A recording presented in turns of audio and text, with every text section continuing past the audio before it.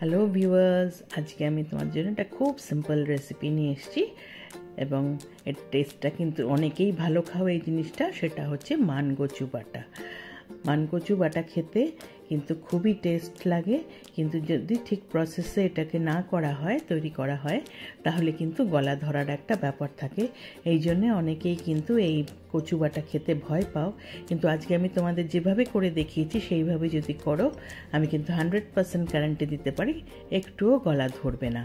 প্রত্যেকটা স্টেপ যা যা বলবো সেভাবে করে দেখবে। তাহলে চলো শুরু করি এই মানকচু বাটা। তার জন্য প্রথমেই আমি বেশ 400 মতো মানকচু নিয়ে আমি সেটাকে টুকরো টুকরো করে নিয়েছি। বেশ বড় 1 কাপ আমি নারকেল কোড়া নিয়ে নিয়েছি। আমি অনেকগুলো বেশ 7-8টা মতো কাঁচা লঙ্কাকে রেখেছি, আর আমি বড় 2 চামচ সর্ষে রেখেছি। প্রথমেই আগে মিক্সির জার নিয়ে তাতে আমি এই কচুগুলোকে দিয়ে দেবো। কচুগুলোকে আমি দেখো পুরোটা দিয়ে এইবার কোনো জল ছাড়া এই কচুগুলোকে কিন্তু একটু বেটে নিতে হবে। তাহলে আমি দেখো বেটে নিচ্ছি। নিয়ে আমি একটা বাটি নিয়ে নিয়েছি, তাতে আমি একটা কাপড় উপর থেকে ছড়িয়ে দিলাম। দিয়ে এইবার বাটাটা তার মধ্যে দিয়ে দিলাম। জল দেওয়া যাবে না বাটাটাতে, সবসময় সেটা মনে রাখতে হবে। এইবার কাপড়টাকে আমি একসাথে করে দেখো আমি এবার এই পুরো কচুটাকে ছেঁকে তাতে যতটা দুধ আছে সেটা বার করে নেবো। মানকচুতে দুধ হয় এবং এই দুধটা কিন্তু একদম পুরো নিংড়ে পুরো বার করে নিতে হবে। কচুটা একদম শুকনো হয়ে যাবে কচু বাটাটা, সেইভাবে দুধটা বার করতে হবে।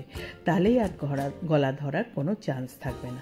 দেখো আমি দেখিয়ে দিচ্ছি, এই বাটিটার পুরো উপর থেকে একটু বাকি আছে, পুরো বাটিটা কিন্তু আমার দুধটা ভরে গেছে। এই দুধটা কিন্তু ফেলে দিতে হবে, এটার কোনো কাজে লাগে না। আর আমি দেখিয়ে দিচ্ছি, এই দেখো আমি যে বাটাটা সেটা আলাদা করে নিয়ে নিয়েছি।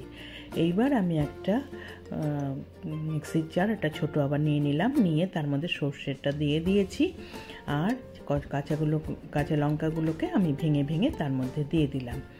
দিয়ে এবার যে নারকেল কোড়াটা আমি রেখেছি সেই নারকেল কোড়াটা এর মধ্যে দিয়ে দেব।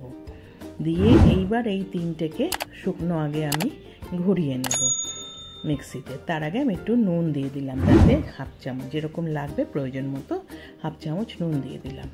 দিয়ে আমি সেটাকে শুকনো ঘুরিয়ে নিয়ে তার মধ্যে এবার যে কচুটাকে আমি ছেঁকে রেখেছিলাম কচু বাটাটা সেটাকে দিয়ে দিলাম। এইবার সমস্ত কিছু একসাথে আমি আবার ঘুরিয়ে নেব। কোনো রকম কিন্তু জল তোমরা ইউজ করতে পারবে না, জল ইউজ করলেই গলা ধরবে। কিন্তু যদি দেখো যে শুকনো বাটতে পারছো না, তাহলে কিন্তু যদি তোমাদের শিলনোড়া থাকে তাতে বেটে নিলেও চলবে। এইবার আমি একটা প্লেট নিয়ে তাতে সমস্ত বাটাটা নাবিয়ে নিলাম। নাবানো হয়ে গেলে তার মধ্যে আমি সর্ষের তেল দিলাম। কিন্তু খুব একটা কাঁচা সর্ষের তেল খাই না, আমি অল্পর ওপরেই দিলাম। তোমরা যারা কাঁচা সর্ষের তেল খাও তারা কিন্তু দরাজ হাতে সর্ষের তেল দিয়ে মাখবে। সুন্দরভাবে কচুটা দেখো আমি মেখে নিচ্ছি। যখন দেখবে বেশ সুন্দর মোলায়েম হয়ে গেছে, নিজেরাই বুঝতে পারবে মাখাটা হয়ে গেছে। আমার কিন্তু মাখাটা রেডি একদম হয়ে গেছে। আমরা সার্ভিং প্লেটে সার্ভ করে দিয়েছি। গরম ভাতে এই মানকচু বাটা দিয়ে খেতে দারুণ লাগে। তোমরা একবার করে এইভাবে খেয়ে দেখো, গলা তো ধরবেই না, আর এত টেস্টি খেতে হয়। যারা খেয়েছো তারা তো জানোই, যারা এখনও খাওনি তারা একবার করে এইভাবে খেয়ে দেখো। আশা করি তোমাদের এই রান্নাটা ভালো লেগেছে। যদি ভালো লেগে থাকে রেসিপিটা, তাহলে আমার চ্যানেলটা লাইক করে দিও। যারা এখনও আমার চ্যানেলটা সাবস্ক্রাইব করনি তারা প্লিজ সাবস্ক্রাইব করো। পাশে থাকা বেল আইকনটা প্রেস করবে, তাহলে আমার তৈরি সমস্ত রান্নার নোটিফিকেশন তোমাদের কাছে পৌঁছে যাবে। আবার নতুন নতুন রান্না নিয়ে আসবো। আজকে তাহলে চলি, তোমরা ভালো থেকো, টাটা।